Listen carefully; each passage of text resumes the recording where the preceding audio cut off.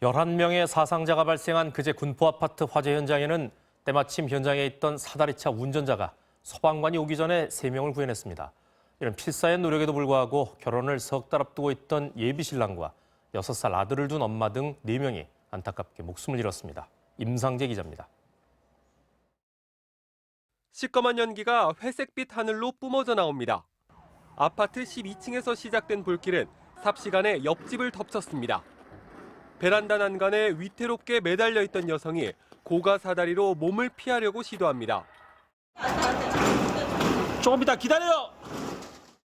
잠시 후 받침대가 올라오자 아슬아슬하게 몸을 맡기고 그대로 주저앉습니다. 소방차가 미처 도착하기 전 먼저 구조에 뛰어든 건 인테리어 자재를 나르기 위해 때마침 1층에 있던 사다리차 기사였습니다. 물건을 올려드리러 온 상황이어가지고 대기하고 있던 도중에 저기서 폭발이 일어나가지고 창문에다 안전하게 오시라고 됐는데 이제 불길이 갑자기 막 쏟아져가지고. 한 씨는 한 명을 구조한 직후 15층에서도 다급한 손짓을 받습니다.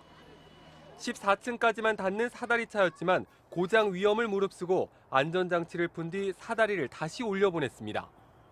그렇게 10대 남매 2명을 포함해 모두 3명을 구했습니다. 하지만 4명은 끝내 숨졌고 1명은 중태입니다. 불을 피해 창밖으로 몸을 던진 2명은 인테리어 공사를 하던 중이었습니다.